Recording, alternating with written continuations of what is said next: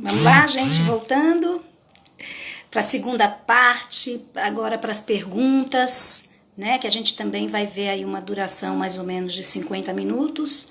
Foi menos, né? Acho que a primeira parte foi menos de 50 minutos. Olá, agora eu tô vendo as pessoas que estão entrando, porque agora eu quero interagir com vocês. Vocês podem começar a fazer perguntas, tá? Se quiserem aí pelo chat. E daqui a pouquinho, Mariana, eu gostaria que Mariana entrasse, né? Vamos ver, Mariana. Mari. Dividir com a gente, dividir comigo, porque essa ideia das interações é assim. Oi, Mari! Oi, boa tarde. Boa tarde, querida. Bom lhe ver, assim, sua carinha toda animada. Quando a gente vê, assim, uma pessoa jovem animada em querer estudar esses temas, é uma alegria sem fim. Então, vamos lá. Se você quiser começar com as perguntas, enquanto as pessoas vão colocando aí, vão perguntando também, né? Não sei se no chat da primeira hora você pegou alguma pergunta de alguém no primeiro. Tá ali não. Pergunta Pronto, não. toda maquiada, toda linda. Vamos lá. Obrigada. Pode perguntar. Então, eu anotei. Deixa eu ver A só aqui. A senhora, gente tem que terminar 15, 20, 25, 35, 40. É mais ou menos 3 e 5. Oi, 5 e 10, né? Por aí. Os 50 minutos, não é isso? É, é, por aí. Gente, vou a lembrar senhora, vocês, lembrar todo mundo que na bio da página está o formulário de presença da aula de hoje, tá? Quem chegou no fim da outra, não sei se ouviu, quem está entrando agora, formulário da presença de hoje. Quer dizer, na verdade, quem está entrando agora é meia presença, né? Mas hoje é a primeira aula, vamos ter um pouquinho de paciência com todo mundo e vamos lá. então, a senhora foi falando, né, um pouco do percurso entre Freud e Jung. Você teria alguma obra específica para recomendar que traga um pouco, né, desse diálogo entre a psicanálise e a psicologia analítica? A senhora falou que ia compartilhar um resumo, mas desculpe, Não, não esse lembro. resumo, não, esse resumo eu que produzi. Foi um resumo que eu fiz para um curso de pós-graduação, de especialização em teoria da psicologia analítica que está acontecendo na UFBA. Agora a gente está com as aulas suspensas, né, em função da situação, e existe a possibilidade de voltar remotamente, mas isso ainda não foi decidido. Mas é um curso de especialização para não precisa ser psicólogo, qualquer pessoa pode fazer, e aí eu fiz esse resumo, eu que escrevi. Mas vocês podem. Claro que internet é aquela história, a gente às vezes não encontra com aquela fidelidade tem que ver a fonte. Eu não conheço nenhum autor que escreva sobre as duas vertentes. Eu acho até que é um espaço aí que tá aí posto para a gente inaugurar. Eu não conheço ninguém que escreva sobre as duas vertentes, mas eu pego um pouco de alguns autores e um pouco de outros autores. E tem alguns sites que tem esse resumo do encontro, a história do encontro deles, do trabalho que eles realizaram juntos e da separação deles. Isso vocês encontram fácil na biografia, na história, na biografia de Jung. A biografia de Jung tem isso. Mas sobre as duas áreas, eu não tenho ninguém para indicar, porque eu não conheço ninguém que escreva. Se vocês tiverem algum autor que vocês conheçam que escreva sobre os dois juntos, as duas linhas, eu estou procurando, eu estou buscando, certo? Agora, esse resumo que eu fiz, eu posso compartilhar com vocês, tranquilamente. Eu pelo menos por agora, não pretendo publicar, não tem problema não. Eu compartilho com vocês, posso mandar por e-mail para quem quiser. Agora, eu gostaria, assim, de mandar para quem realmente quer ler, quem tem interesse, porque às vezes a gente manda tanto material, as pessoas pedem tanto material. Claro que às vezes a pessoa pode não ler agora, pode ler em outro momento, né? Mas assim, é importante a gente sabe, assimilando aos poucos. Às vezes a gente pede um monte de livro, não sei quantos livros a gente tem que a gente realmente leu. E livro também não é só para ler, é para consultar também, né? Mas assim, eu vou mandando para vocês, eu vou mandando, tá? Agora eu sugiro para todo mundo as obras completas dos dois. Ter as obras completas de Freud e ter as obras completas de Jung. Essa é a minha sugestão. Se vocês puderem ir comprando os livros, ler na fonte, ler diretamente dos autores. Freud ganhou prêmio como literário. Vale a pena ler Freud, é uma delícia ler Freud. É muito gostoso de ler. E Jung também escreve muito bem, é muito prazeroso ler. Então, leiam no original. É muito melhor, vocês têm condição de entender o original. O original traduzido, né? Porque o ideal era o original da língua deles, mas esse já é demais, né? Diga, Mari. Mari congelou aí. Diga, Mari. Voltou? Voltou. Congelou no sorriso, isso aqui é bom, mas vai. O formulário está na bio da página. O formulário está na bio. Pois é. Tá, né? Tudo bem, Pro, pode falar. Não, já terminei, eu quero mais perguntas. Pensei que fosse chover perguntas. Se não tiver pergunta, a gente... Eu já te falei isso. Aí você explica super bem. Mas teve uma pessoa aqui falando, né? Pro, quero saber quais são as principais similaridades teóricas e diferenças entre psicanálise e psicologia analítica. Como é? Quais? O quê? Desculpa, porque tem gente também que está dizendo que está baixo. E eu também estou ouvindo sua voz baixa. Mas eu não sei se é... Às vezes, gente, a voz baixa, às vezes, é do próprio celular da pessoa. Às vezes não é da transmissão, entendeu, gente? Às vezes, se o celular estiver muito carregado, o áudio não fica bom. O meu áudio tá bom para você, Mari? Para mim tá bom. Pronto, agora seu áudio tá... Agora? Pronto, o áudio da moça tá muito baixo. Da moça chamada Mariana. Pronto, agora melhorou bastante. Obrigada. Pronto, pode continuar. Eu não sei, enfim. A pessoa perguntou quais são as principais similaridades teóricas e diferenças entre psicanálise e psicologia analítica. Então, isso a gente vai ter que discorrer, é o nosso trabalho aqui. Nosso trabalho aqui nas interações, são várias interações sobre isso. Então, hoje é uma aula introdutória. Então, nessa aula introdutória, eu não tenho essa missão, nem esse compromisso de trazer essas referências já de imediato. Hoje eu falei sobre o encontro. O tema de hoje foi o encontro entre essas duas linhas, tá? Então, a gente vai... continuar falando, todas as interações, a gente vai abordar essas duas linhas, vão permear até dia 31 de agosto, culminando com dia 1º de setembro, que vai ser o nosso Papo Psi, eu e Larissa, para começar o curso de extensão, então, do 2º semestre. Então, assim, a gente vai perseguir justamente essa sua pergunta. Hoje não dá para respondê-la por completo, mas a gente pode trazer, assim, que são referências... que dizem respeito ao que eu trouxe no início da minha fala. Não sei se a pessoa que perguntou estava desde o início. Existem realmente vertentes diferentes, olhares para lugares diferentes. Então, a partir daí, os conceitos vão se diferenciando. Por exemplo, um básico da teoria de Jung e de Freud, que eu disse, e posso falar com mais firmeza agora, é inconsciente coletivo, inconsciente pessoal. Isso faz um corte epistemológico muito grande de conceito. Porque quando você não traz, né, uma teoria que não vai trazer o inconsciente coletivo, logicamente ela não vai transitar, ela não vai falar sobre os arquétipos. Então, Freud, você não vai encontrar jornada arquetípica em Freud, você não vai encontrar jornada do herói em Freud, você vai encontrar isso em Jung. Então, Jung quando ele trouxe essa visão de inconsciente coletivo, como eu disse, pela experiência dele. Então, ele teve um sonho muito profundo.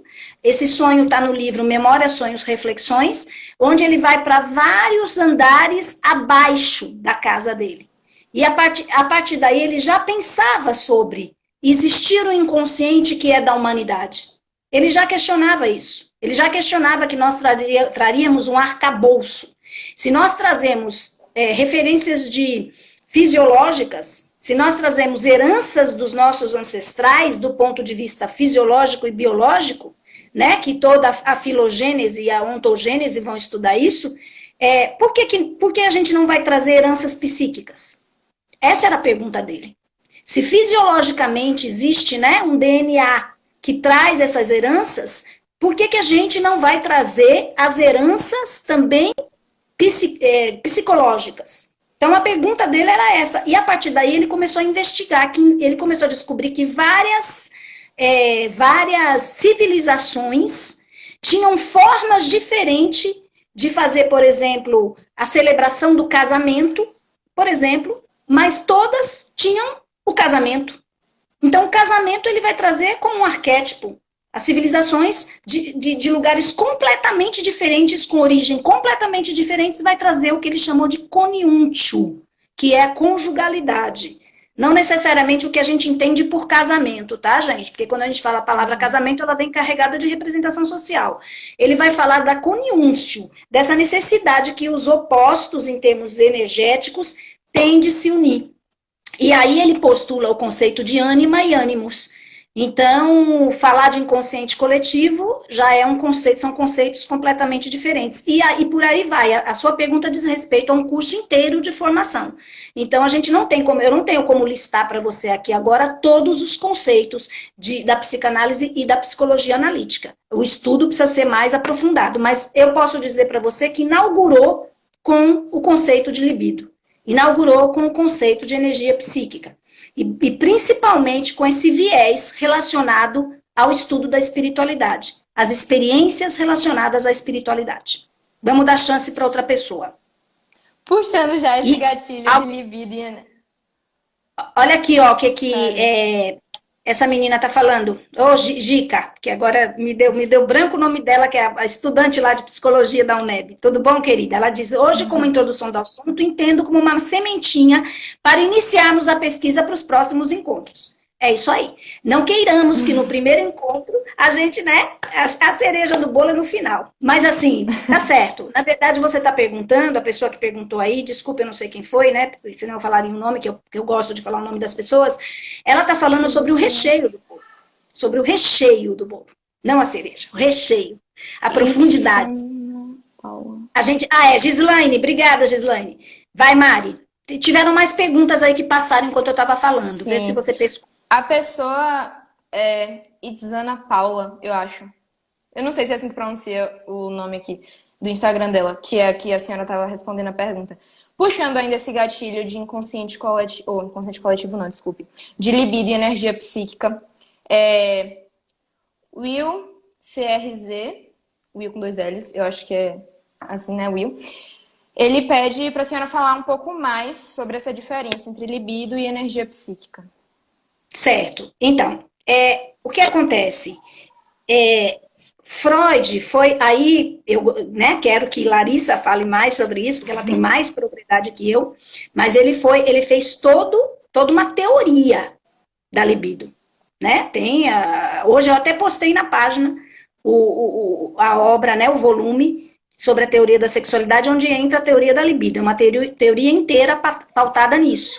Jung vai beber nessa fonte e ele vai desenvolver a ideia de que essa libido, o direcionamento dela, porque para Freud existia toda uma pulsão ligada a essa construção libidinal ao longo de toda a vida da pessoa, a partir da fundação dela lá, né, no início, no nascimento. Na relação com a mãe, na relação edípica, na relação dessa simbiose, né, que Freud deu o nome de simbiose, essa relação mais coladinha, mais próxima da figura materna ou da pessoa que representa a figura, porque a gente fala figura materna, necessariamente não é a mãe, né, mas de quem está no lugar dessa figura materna, e aí a libido vai ser essa potência, né, essa potência que vai disparar uma pulsão relacionada à pulsão de vida.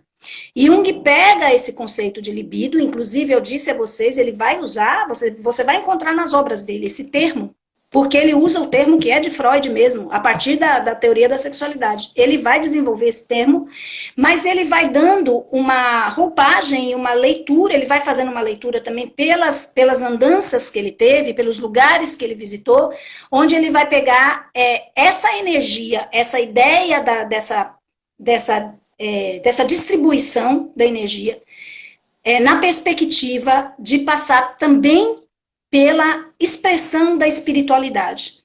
Então, por exemplo, o que me dá vitalidade para Jung na segunda metade da vida, a realização é de cunho espiritual. O grande vazio da humanidade é a ausência da espiritualidade. Para Jung é assim. Se você não tem um sentido, se você não tem um para quê, você está desenvolvendo determinado assunto, determinado estudo, determinada formação, não é o para quê, e para ele assim, não é o para que ganhar dinheiro, não é para que ter identificação com o ego. Não é isso. Não é esse para quê do nosso senso comum. né? De eu me identificar com o meu ego e eu achar ótima, que eu sou uma excelente profissional, ou que eu realizo, ou que eu sou bem-sucedida. É o quanto isso realmente me... Eu acho que essa palavra tá desgastada, mas é assim, o quanto me completa. O quanto isso fala de mim. O quanto isso sou eu. Então, essa relação com a construção da energia psíquica, ela é um veículo. Ela é justamente, quando a gente pensar em energia psíquica, vocês pensem em movimento. Ela é movimento, ela é mola, que possibilita a realização do self no ego. Porque aí nós vamos falar mais sobre self e ego. A energia psíquica seria o combustível que eu vou precisar ter e desenvolver, né, a partir da relação com os complexos, porque os complexos são carregados de energia psíquica, e que eu vou realizar esse ego a partir das mensagens do self. Então, para Jung, existem mensagens, o self manda mensagens, através de sonhos, através de imagens, de visualização criativa, e essas mensagens, a luz fica assim, hora clara, hora escura, né? E essas mensagens são mensagens de uma sabedoria superior. E a partir daí, está, de certa forma, destinado a mim realizar esse self, que Jung também deu o nome de si mesmo. Então, energia psíquica é essa energia que circula do início da minha vida até o fim, a caminho da realização do self através das construções do ego. Então, é o encontro do ego com o self. É a última etapa da individuação. Certo? E para Freud, até onde eu sei, mas eu acho que Larissa pode aprofundar isso, eu acho que ela vai aprofundar mais, ela vai falar sobre isso. Essa é uma energia que circula a pulsão de vida. É a pulsão de vida, é essa mola, é esse movimento. Não tem diferença em termos de energia, mas em termos de distribuição. E Jung também, gente, trabalhou muito com a física. Ele foi analisante, né? Foi analista, desculpa, analista de Wolfgang Pauli, que foi um grande físico, que escreveu com ele um livro, Sincronicidade. E esse Pauli era um cara, né, muito conceituado no mundo da física, considerado assim um gênio. E Jung escreveu com ele e teve vários trabalhos que eles dividiram trabalhos e dividiram também um relacionamento. Ficaram amigos até depois da análise, né? Após o processo de análise, ficaram amigos. E Jung bebeu muito nessa fonte da física. Então, por isso também o nome energia psíquica. Por isso vem, a partir daí, esse nome energia. Mas pensem sempre em algo que movimenta. Por exemplo, durante o sonho, eu tenho que prestar atenção o que meu ego onírico está fazendo no sonho. O que ele está fazendo é deslocamento de energia psíquica no sonho. E na vida vigil, o que meu ego onírico, meu ego vigil agora, é porque tem um pouco de ego onírico também. A gente fala também sobre... O inconsciente está aqui também presente. Mas eu estou aqui conversando, dialogando com Mariana e com vocês. Tem um quantum, né? É um termo da física, de energia psíquica que está circulando aqui. De motivação, de empenho, de calor. Tudo isso é energia psíquica. Tudo isso passa, né, pelo processo. Agora, não é só física, né? Porque aí fica parecendo assim, não, então qualquer coisa que movimenta a energia psíquica, não. Tem que ter essa troca com o dinamismo psíquico, né? Então, não é, senão seria só energia o nome. Mas é energia psíquica por quê? Por que recebe esse nome de energia psíquica? Porque tá do ponto de vista da construção da dinâmica psíquica. Se a gente fizer uma relação com a neurologia, com a neurociência, a gente pode falar nos neurotransmissores como energia psíquica. Pode ser, entende? Mas do ponto de vista psíquico é o que vai fazer o dinamismo, que vai fazer com que todos os meus constituintes psíquicos se movimentem. Jung tem uma frase que ele diz assim: a psique cria a realidade todos os dias. Então, a gente não para. O psiquismo está sempre, ele é muito criativo. Por isso que eu disse a Mariana que a criatividade não acaba. Basta a gente alimentá-la. ela acaba se a gente não alimentar, né? Se a gente não der o alimentozinho dela que ela precisa, que é colocar a gente diante do desafio de ser criativo, ela não acaba. Vamos lá. Outras. Mais uma pessoa aqui, né? Gomes Silvestre, acho que fala assim. Perguntando sobre o lugar da psicanálise e da psicologia analítica na universidade.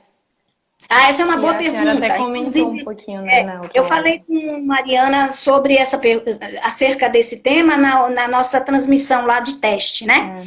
Gente, isso é muito importante, isso, porque assim, na universidade, o que existe, é claro que a gente sabe que para que você possa ter um teor acadêmico sobre qualquer disciplina, ela tem que já ter feito, porque eu não gosto muito quando as pessoas dizem assim, tem um preconceito com a psicologia analítica.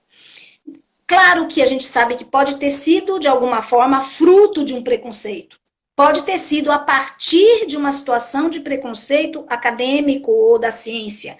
Mas a gente tem que ter, para ser um grupo, para se consolidar como uma disciplina no currículo comum, a gente precisa ter um grupo representante daquela teoria.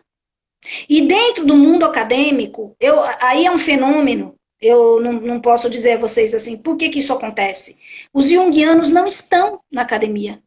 É uma coisa que eu questiono muito, assim, vocês vão conhecer Ricardo Barreto, ele vai estar com a gente aqui dia 31. É um psicólogo analítico maravilhoso. Eu já falei milhões de vezes para ele, você tinha que estar dentro da universidade. Mas o que acontece? O percurso da construção, né, do conhecimento, das ideias, por onde ele transitou, não fluiu muito, não deu muito espaço para ele entrar no mundo acadêmico. Né? E quando ele entrou, que foi através de uma faculdade particular, ele se desencantou muito com a dificuldade que é para você poder, sabe, fazer um trabalho, para você poder inaugurar alguma coisa nessa área. Então, como já existe uma coisa histórica, eu não estou dizendo que com isso não pode mudar, eu acho que está mudando. Eu acho até que está mudando, eu acho que a gente está fazendo isso, a gente está inaugurando espaços assim. Como esse espaço, por exemplo, é um espaço assim. Agora, a disciplina em si, a gente vai ter que ter um grupo de professores e um grupo, né, de pesquisadores dessa área. Se a gente não tem um grupo que representa a área, que tem um histórico de construção dentro da academia, a gente não tem como inaugurar uma disciplina de uma hora para outra. E muita coisa da psicologia analítica, a maior parte dos estudiosos de psicologia analítica não estão dentro do mundo acadêmico. As figuras que são referências para nós, que nós estudamos, as pessoas vivas e mortas, elas não são da academia. Então, não tem histórico de construção acadêmica, mas eu acho que isso pode mudar. E também a partir, obviamente, se a gente não tem, por exemplo, vamos pensar na UNEB, para ter uma disciplina e a posteriori ter uma supervisão, exatamente, Caio está dizendo, já é um convite para quem está aqui e está interessado pela abordagem. Exatamente, isso mesmo, Caio. Você falou em cima do que é mesmo. O que acontece? Na hora de fazer um estágio, tem que ter uma supervisão de um clínico da psicologia analítica, um professor representante da área, da linha. Porque você não vai supervisionar um estudante, está fazendo um estágio dentro da analítica, sem conhecimento da prática analítica, né? Então, eu penso assim. E aí, como a gente tem um grande avanço e um grande desenvolvimento,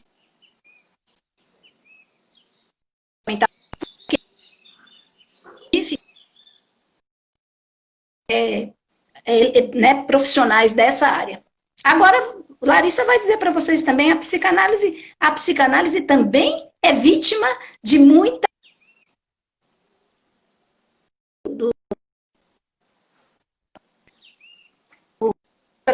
autistas mesmo, não é reconhecida como uma prática científica para autistas. Isso é um absurdo. Uma coisa completamente sem sentido. É só a teoria cognitiva comportamental que é reconhecida. E eu não estou aqui, eu acho excelente, acho que ela é importante para determinadas pessoas, como eu falei no começo, e pessoas que vão se identificar. Ela é mensurável, ela é pontual, com os autistas, eu acho o trabalho muito bom da teoria cognitiva comportamental, mas tem que ter espaço para todos. Não pode ter espaço apenas para uma linha. Assim como não deveria ser também só para psicanálise, entendem? Não é porque é comportamental. É porque eu acho que tem que ter espaço para todo mundo atuar. E o espaço é dado a partir da formação inicial. Mas a gente não pode ficar só com a formação inicial, né? A gente tem que ter o mestrado, o doutorado, a pós-graduação para poder instalar. Quem sabe esse grupo, quem sabe faz a hora, não pode virar um grupo de pesquisa nesse viés. Agora, eu não queria só que fosse analítica, porque eu quero justamente esse casamento entre as teorias, né? Eu não quero mais essa coisa dessas igrejas de separação, né? Eu quero provocar casamentos. E nós vamos chamar aqui pessoas que são até de outras abordagens, que vão dar contribuição para a gente aqui ao longo das interações. Muitos estudantes interessados na analítica acabam pedindo auxílio a professores que não são da área, justamente por não encontrar a presença dos junguianos na academia. Exatamente. Pedem, às vezes, para uma linha que dialoga, né? Gestalt. Pedem, às vezes, para um terapeuta, para pessoas da área da psicoterapia humanista, né? Pedem para essas pessoas. Arte-terapia, às vezes, porque tem gente de arte-terapia também. Também difícil, mas tem. Agora, vocês estão falando da analítica, gente? Eu estava preenchendo o documento de curricularização da extensão, e eu estava, da UNEB, né, que a gente está preenchendo esse documento, eu estava vendo quanta coisa está fora da universidade, gente. Sabe, as terapias corporais. A gente não tem nenhum espaço na faculdade, na universidade, para um trabalho com as terapias corporais. A bioenergética, que é uma Alexander Lowen, é fundamental que o psicólogo conheça. Tem gente que sai do curso de psicologia sem nem nunca ter ouvido falar em Lowen. Lowen bebeu na psicanálise e desenvolveu um trabalho maravilhoso, do qual a partir de Reich e de Freud, Lowen seguiu um trabalho lindo que é da bioenergética. E o que a gente vê? No máximo um seminário. Eu trabalho em psicomotricidade, eu trago a bioenergética na disciplina psicomotricidade. Eu tenho esse desafio. Eu trago várias abordagens corporais. A professora Sueli também está trabalhando nesse viés. Muito bem, quem mais? Mais perguntas, Mari? Ainda Gomes Silvestre pediu, né? Qual a congruência interpretativa dos sonhos entre Freud e Jung? Se há uma congruência na interpretativa dos sonhos. Essa pergunta é muito boa. Não, essa pergunta eu quero responder por duas vias. Eu quero responder também sobre os sonhos que eles conversavam, sobre os dois, que conversavam sobre os sonhos, e depois eu vou falar um pouquinho sobre a leitura de um sonho e de outro. Isso é muito importante, essa pergunta. Muito obrigada. Eu sei que a gente, às vezes, né, fica assim, a gente quer falar de tudo, claro que a gente vai também poder explorar depois. Mas essa eu acho que dá para a gente transitar um pouquinho agora. Ela é muito profunda, mas dá para a gente introduzir, porque eu não a introduzi. A outra questão anterior eu já tinha introduzido o tema. Essa, gente, é o seguinte, Freud que escreveu. A gente fez uma brincadeira que a gente pegou umas frases de Freud e umas frases de Jung. E nós não dissemos de quem era cada frase. E fizemos isso no curso lá. As pessoas se atrapalharam. Muita gente errou porque acha que Jung só escreve sobre coisas místicas e que Freud é materialista. Frases de Freud de verdadeira abertura para o portal da espiritualidade. Eu digo isso a vocês. Frases de Freud brilhantes, períodos. Enfim, eu posso mandar esses fragmentos para vocês também que eu tenho, das duas obras. Então, foi Freud que escreveu: o sonho é a via régia do inconsciente. Essa é uma frase de Freud. Os sonhos são, né? Sonhos são a via régia do inconsciente. As pessoas acham que Jung é que trabalha com sonhos. Negativo. Freud foi a pessoa, né, que trouxe essa representação simbólica. Porém, a leitura e a fala e a análise vai ser diferente. Vocês devem saber, acho que acredito que, não sei aqui, até onde vocês estudaram com a psicanálise, qual foi a obra que fundou em 1900, né, esse tema que Freud tanto trabalhou. A interpretação dos sonhos é a obra de Freud. Então, todo junguiano tem que ler a interpretação dos sonhos. Tem que ler mesmo. Tem que saber como é que viés é esse do sonho analítico. do sonho da psicanálise, que é através dessas representações do inconsciente no inconsciente pessoal. Essa pergunta, ela é um divisor de águas das duas teorias. Por quê? Porque Jung vai dizer que os sonhos, a maioria dos nossos sonhos, não são nossos. São sonhos arquetípicos. Jung vai dizer que o inconsciente pessoal se apropria deles, mas que quando a gente sonha com determinados símbolos, que aí Jung tem uma teoria toda voltada ao símbolo, existe um dicionário junguiano de símbolos relacionados ao sonho, né, que a gente traz nos sonhos, a grande maioria dos símbolos dos nossos sonhos são arquetípicos. Estão ligados aos arquétipos. O inconsciente pessoal toma emprestado. O inconsciente pessoal transita, navega nessa vibe do inconsciente coletivo. Então, muitos sonhos nossos são ancestrais, né? Assim como muitos medos também. Então, não é datado, assim, por exemplo, da infância. Então, para Jung, quando um sonhador, quando um analisando, né, conta um sonho, ou quando ele estuda sonhos em símbolos da transformação, ele traz muitos sonhos. Quando ele escreve Memórias, Sonhos e Reflexões, ele traz muitos sonhos. Quando ele traz isso, ele fala que o sonhador está sendo um porta-voz da humanidade. Esse sonho é um sonho já sonhado por ancestrais, né? Então, quando você vai trazer, você vai contar, tanto é que quando você conta o sonho, você não consegue atingir, você não consegue chegar perto.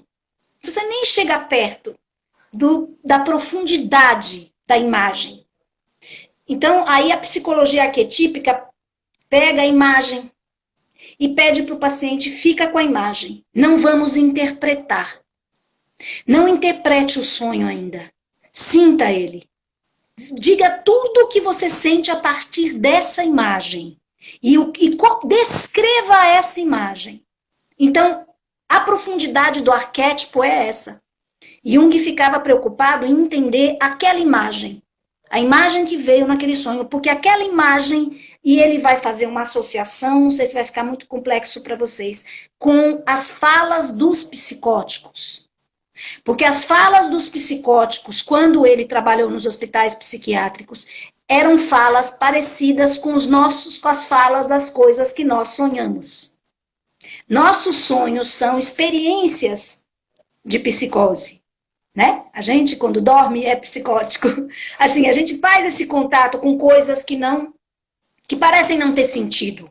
Porque para o ego, eu estava andando numa caverna, daqui a pouco eu caí, daqui a pouco apareceu uma pessoa sem cabeça, aí eu encontrei com minha ex-mulher, aí depois meu filho já estava adulto, falava comigo e ao mesmo tempo eu estava numa festa.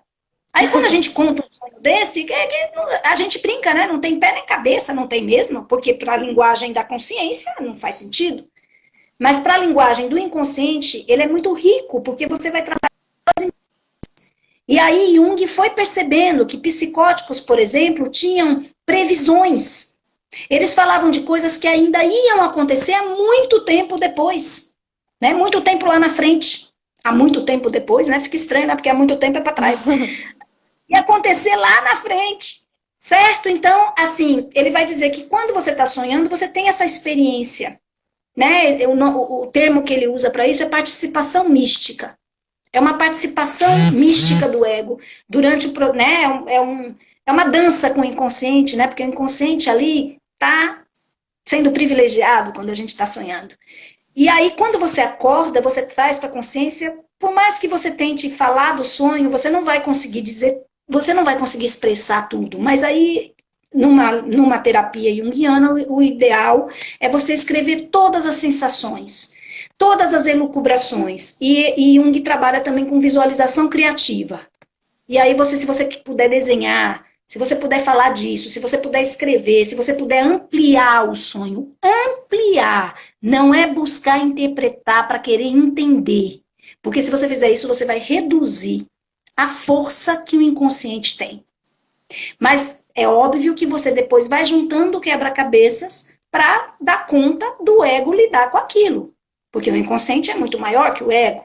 Então o ego vai, aos pouquinhos, se apropriando dos conteúdos simbólicos, das imagens arquetípicas que vêm no sonho. Como Freud não trabalhou com arquétipo, a leitura que ele vai fazer é do inconsciente pessoal. Ele vai trazer o quê? As histórias, né, que esse sujeito viveu, a repressão lá da infância, os recalques, o sonho vai, né, o sonho tem uma metodologia, Freud tem uma metodologia de sonhos, relacionada a sonhos, né, que você vai ter todo o processo do deslocamento, aí eu acho que é Larissa que vai falar mais, né, o que vai acontecer durante o sonho e quando você acorda, mas assim, qual é essa linguagem que, de certa forma não, é uma mensagem do inconsciente para o ego, mas não vem do inconsciente coletivo. Para Jung vem. Para Jung, assim, tem sonhos que são mais como é que eu posso dizer? De desabafo, por exemplo, a gente está vivendo esse momento pandêmico. Aí eu sonho com a pandemia, eu sonho com o coronavírus, então, assim, situação que eu estou vivendo e que eu preciso elaborar no sonho. Aí ele vai trazer uma característica do inconsciente pessoal. No entanto, eu vou trazer elementos dos meus ancestrais que viveram situações também. Quem sabe lá da peste negra, de 100 anos atrás, pode vir um conteúdo no sonho, que não é meu, mas é da humanidade. Então também está em mim. Tem uma frase de Jung, já falei para os meninos, eu acho, né? A humanidade mora em mim. Isso é posto. Eu nasci como ser humano, eu trago a história de um legado humano.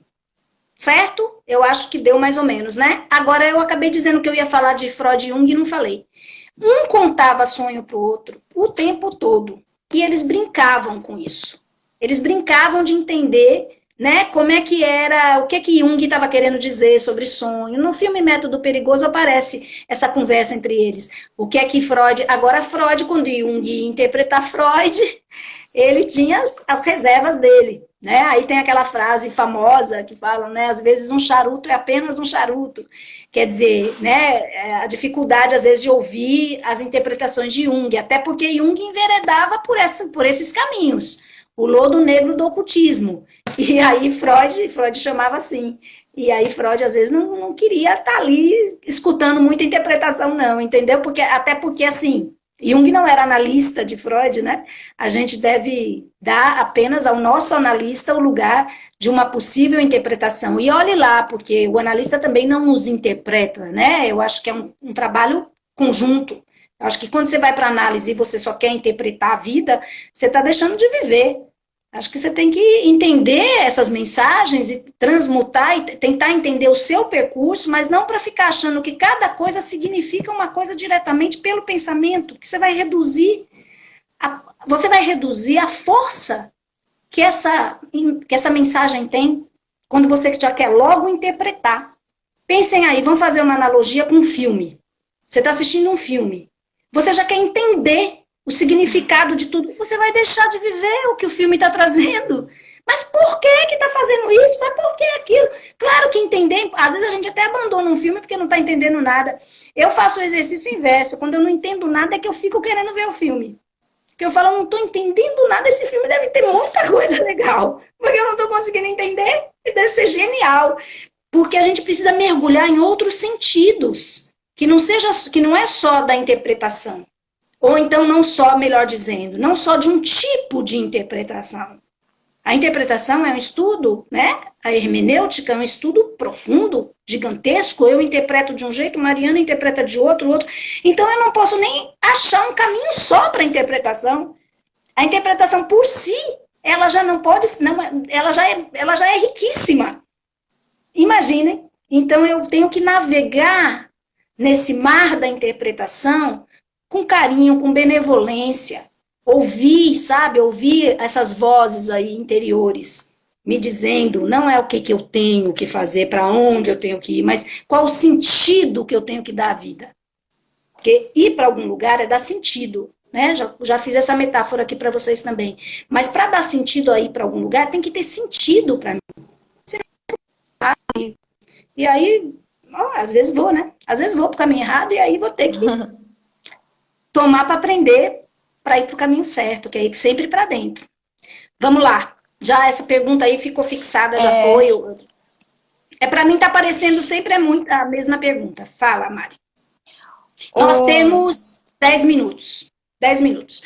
Não aparece aqui, né? Eu não consigo ver no próprio Instagram quanto tempo a gente já tem. Não aparece, não. Eu tô vendo no meu. Acho que aqui não aparece.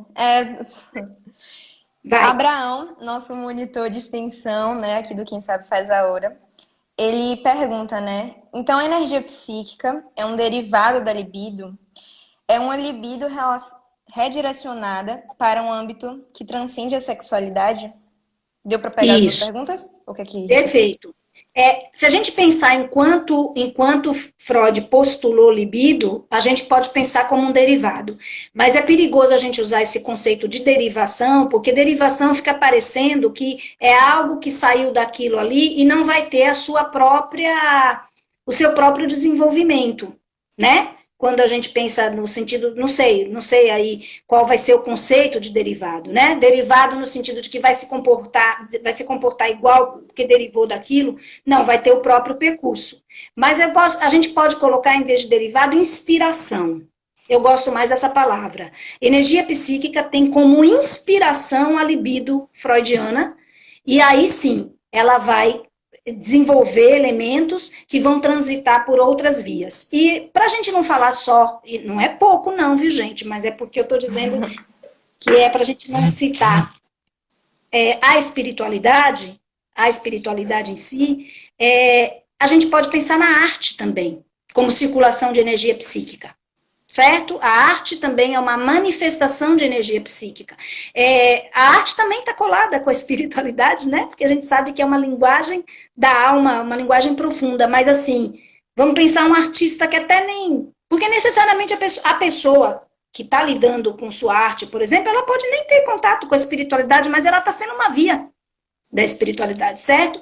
Mas a arte pode ser uma manifestação da energia psíquica. Então, Jung interpretou, aí eu falando de interpretação aqui, Jung trabalhou e explorou. Desculpa. Interpretou, né? Na teoria dele, ele interpretou, mas não interpretou para fechar, para ter um sentido e ponto final. Ele interpretou para abrir várias obras de arte. E, inclusive, ele tem passagens de lugares que ele visitou em várias partes do mundo, onde ele analisa, por exemplo, acho que, eu nunca sei falar direito esse nome, mas é o que tem nas igrejas, por exemplo, nos vitrais, os afrescos de determinados lugares da Europa, né, que ele visitou. Ele não foi a Roma. Jung não foi a Roma, isso é imperdoável, mas ele visitou vários lugares e ele analisava e ele trazia essa representação artística. O Livro Vermelho, que é a última obra que foi publicada e é uma obra póstuma, obviamente, mas foi escrita logo depois do rompimento com Freud, quase que ao mesmo tempo, 1912, 1913, ele começou a escrever o Livro Vermelho. E no Livro Vermelho ele desenhou. Ele pintou, ele fez mandalas, ele tinha visões com determinadas imagens e aí ele ia lá e colocava no papel. Circulação de energia psíquica. Caminho da energia psíquica, tá entendendo como é? É isso. Então a energia psíquica é uma manifestação, vai ser uma manifestação. Agora, gente, é bom lembrar o seguinte, que ele também não desfalou Freud, viu? Eu adoro essa palavra, desfalou. Ele não desfalou Freud. Ele não disse que não era uma representação da sexualidade. Por favor, porque tem esses equívocos. Ele aceita a libido, ele integra esse conceito e ele faz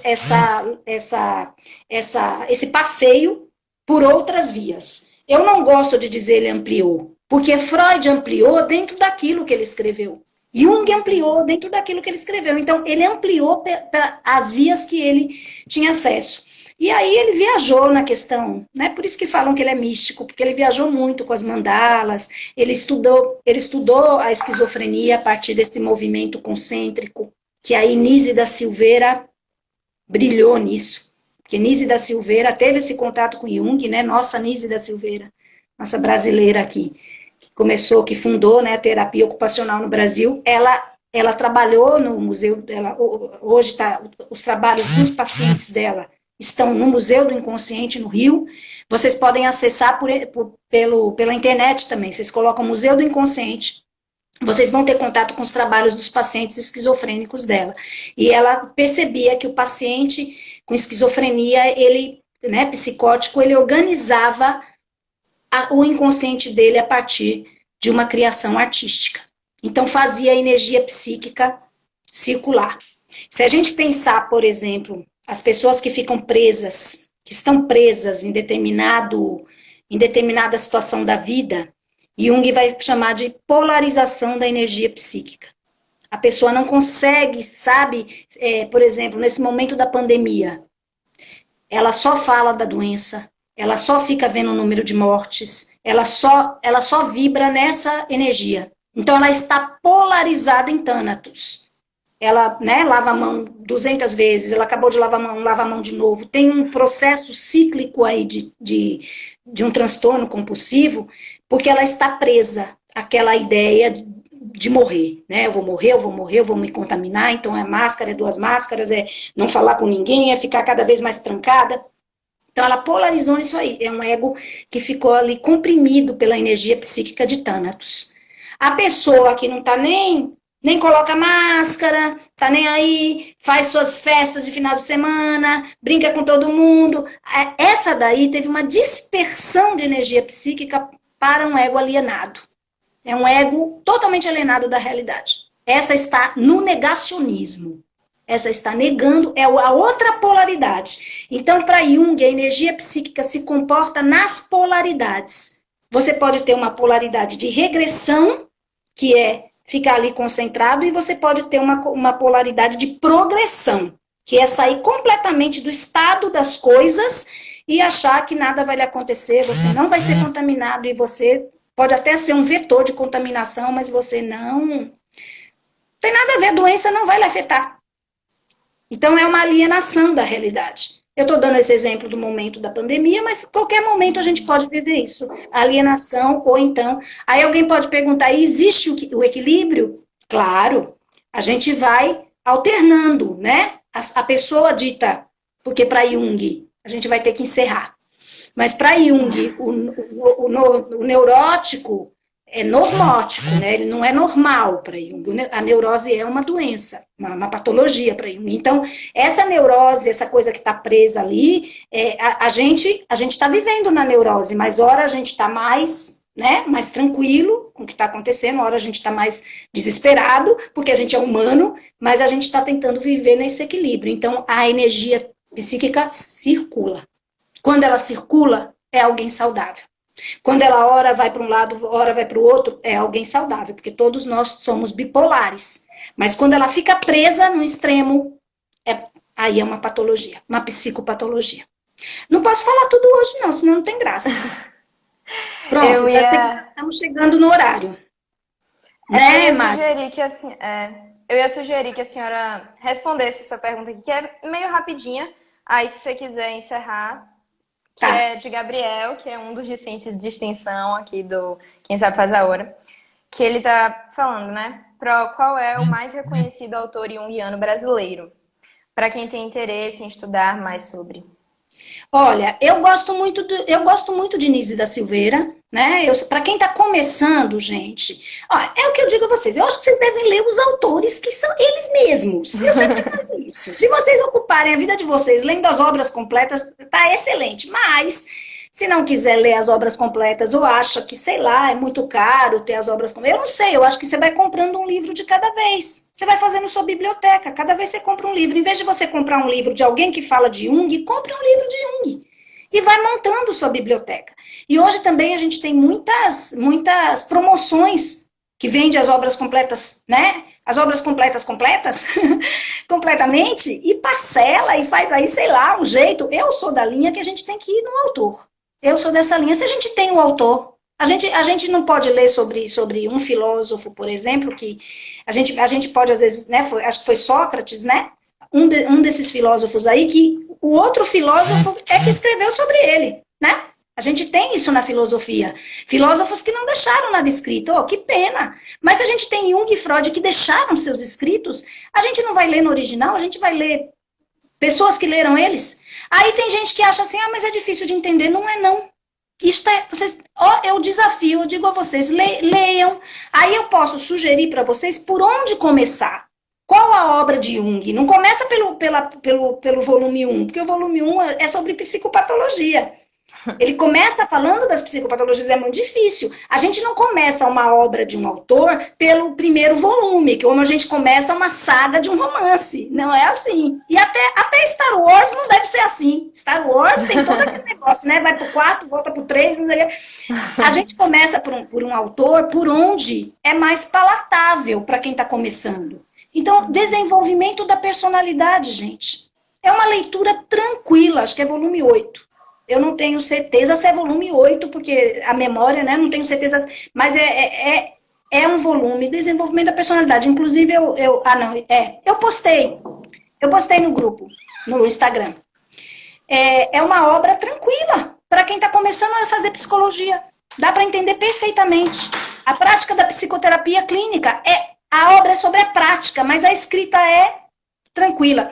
Desenvolvimento da personalidade é a união de várias conferências que Jung deu. Conferências que ele dava para as pessoas ouvirem, para quem quisesse. Não é uma obra para psicólogos. Depois virou dentro das obras completas. Mas é minha sugestão. Agora, se vocês querem autores pós-jungianos e que vocês podem transitar, eu gosto muito de Roberto Gambini. É um autor que eu admiro muito, muito bom, né? Atuante aí, fazendo um trabalho muito bonito. Eu gosto muito de Nise da Silveira, porque Nise da Silveira faz um resumo muito legal da obra de Jung, um resumo muito bem feito dos conceitos principais, inclusive é a minha sugestão bibliográfica para amanhã. Nós vamos começar amanhã a falar de fundamentos da psicologia analítica. Eu quero sugerir que vocês consultem, tem em PDF, inclusive, Vida e Obra de Jung, de Nise da Silveira. Eu vou postar no Instagram. Eu vou postar o livrinho para vocês verem, tá? Acho que o Instagram é ótimo para isso, que a gente vai postando as coisas que a gente vai falando. Gustavo Barcelos é um autor bem recente, bem contemporâneo, muito bom, mas ele é mais da psicologia arquetípica, mas ele recupera os conceitos junguianos que alguns junguianos perderam. Alguns junguianos ficaram muito nessa coisa conceitual da psicologia analítica e perderam a essência. Aí Gustavo Barcelos e outros autores trazem essa referência da psicologia arquetípica, recuperando, né, voltando às origens do que Jung escreveu, né, na leitura ipsis literis do que Jung trouxe. Então, se vocês querem uma tradução, esses autores são bons para tradução, mas eu digo com tranquilidade para vocês, não precisa de ninguém para traduzir. Jung e Freud são autores de possível leitura. Quem lê sabe disso. Eu acho que eu posso me reportar aqui, o nosso grupo, o grupo dos meninos, né? Dos discentes, Abraão, Ana Paula, Gabriel, Mariana, estão lendo capítulos do original, né? Então, é possível você ler o original. Então, se você pode ler o original, por que você vai ler de quem falou daquela pessoa? Eu sou dessa linha. Ainda mais que eles escreveram muito. E além das obras completas, tem outros livros também, né? Jung tem muitos livros que não entraram nas obras completas e que são livros obrigatórios, como esse que eu falei, Memórias, Sonhos, Reflexões. É um livro belíssimo, é sobre a vida dele. É tranquilo de ler. Não tem problema, tá, gente? Agora, eu posso depois fazer uma seleção, mando por e-mail, uma seleção de pós-jungianos. E posso mandar para vocês. Mas podem ter certeza, nessa encarnação não vai dar para ler tudo. Então, fiquem com as obras completas. Eu sempre sugiro isso. Eu acho que é o melhor. A melhor coisa a fazer é investir no material original dos autores. Eu imagino que Larissa concorde comigo, porque os autores eles vão trazer o termo e a explicação do termo do que eles mesmos desenvolveram. Né? Não é através da interpretação de uma outra pessoa. Aí fica assim, mas fica mais fácil para a gente entender. Você está subestimando a sua capacidade. Você pode entender. E se você não entender, a gente vai para onde quando não entende uma coisa? Dicionário. As duas linhas têm seus dicionários. Certo? Existe o dicionário Laplanche, né? Laplanche, da psicanálise. Eu acho que é. E existe o dicionário junguiano também. Só que o dicionário junguiano é mais dos símbolos dos sonhos. E não tanto dos conceitos de Jung. Mas você pode ir para um dicionário. Quando a gente pega um livro que a gente lê, um livro normal, comum, a gente pega o quê? O Aurélio, o Google, né? Hoje as pessoas pegam o Google, ninguém nem lembra. E vai lá consultar o significado da palavra. Porque a gente tem que tomar cuidado, realmente, quando a gente lê uma palavra como recalque, não é o recalque que as pessoas usam no dia a dia, é o recalque de Freud. Então, a gente tem que saber o que significa recalque. Gente, eu acho que está na hora, certo? Diga, Mari. Quer fazer? Eu acho que vale a pena alguns avisos aí para o pessoal, né, que está acompanhando, alguns avisos. Você quer falar ou quer que eu fale? Pode falar, eu só ia falar que Abraão colocou aqui os autores, Laplace, Pontales e... Certo, os autores do dicionário. Aí, gente, não sei falar isso não. Não sabe ler. Enfim, mas ele colocou alguns autores aqui. Então faz o seguinte, a gente compartilha com as pessoas, né? Compartilha. A gente pode, inclusive, gente, ter uma biblioteca de compartilhamento. A gente já tem feito isso no Instagram. Nós já publicamos alguns livros aí, que se vocês tivessem adquirido os livros, não tinha dado tempo de vocês lerem. Então, nós já publicamos algumas coisas, né? Vocês podem, a gente pode fazer uma biblioteca, né? E pensar um jeito de compartilhar com vocês. Vamos pensando nisso, porque aqui é como se fosse não, né? É a vida real. É a vida real que a gente tem hoje. Então, na sala de aula, eu sempre faço isso com os meninos. A gente faz um diretório lá, né? A gente faz uma relação de livros, de sugestões, um troca com o outro. Teve uma turma que a gente fez uma página no Facebook só de publicação literária. A gente pode fazer. A gente pode fazer o que quiser para compartilhar, inclusive, ideias de vocês. Entre vocês, né? Olha, tem tal livro. Não precisa esperar só a professora sugerir, né? Vocês também vocês são leitores, vocês são construtores de conhecimento. Gente, olha, um aviso importante antes da gente encerrar. São 75%, eu já mandei por e-mail, mas são 75% de frequência, certo? Para os participantes que estão inscritos. Quem não está inscrito, vem a hora que quiser, assiste quando quiser, assiste gravada, assiste ao vivo, vai ser sempre bem-vindo, bem-vindes. Né, como Mariana me chamou a atenção, todo mundo, todos bem-vindes, né? Essa é a nova linguagem, é bem interessante, né? Porque essa evolução da linguagem, o português está ultrapassado, né? Tá conservado, ficou lá conservado no passado. Então, eu gostaria de pedir isso para vocês, que vocês pensassem e se organizassem na perspectiva de comparecer 75% das interações online. Esse 75%, né, equivale a 30 horas, e aí vocês vão obter a certificação junto com as sínteses. As sínteses serão feitas, né, cada semana de dois encontros, e uma das semanas, três sínteses, tá? 2 sínteses por semana, e uma das semanas, 3 sínteses. Isso vai dar o certificado para os inscritos. As outras pessoas são sempre bem-vindas. Os inscritos também são bem-vindos, viu? Porque eu estou falando que os inscritos têm uma tarefa. E que quem quer certificado. E as pessoas não inscritas não têm tarefa. É só vir a hora que quiser, como quiser. Sugerir, inclusive, temas, porque nós teremos a extensão no segundo semestre. E aí queremos atender vocês, né? Já fizemos esse movimento de atender alguns temas sugeridos. Muito obrigada. Até a próxima. Amanhã a gente está aqui, nesse mesmo horário. A gente deixou sempre 14h30 às 16h30, mas a gente deixa essa margem aí para não ficar uma coisa tão rigorosa e para as pessoas terem tempo de se organizar, tanto, né, na chegada, quanto não fica...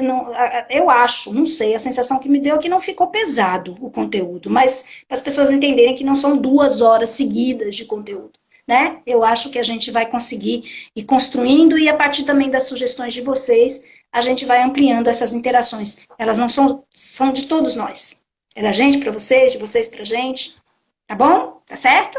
Depois vocês me falam se eu já posso virar uma youtuber. Uma youtuber. Diga, Mari. Não, eu queria agradecer também pela participação, pelos elogios aqui nos comentários. Te parabenizar, Pro. E ressaltar também, né, que esse resuminho que a professora pediu, não é pelos comentários do formulário, é para enviar para o e-mail dela. Aí qualquer outra dúvida, vocês podem falar pelo Instagram do Quem Sabe Faz a Hora. 26 segundos. Obrigada, Tchau, gente. Tchau. Tchau. Obrigada.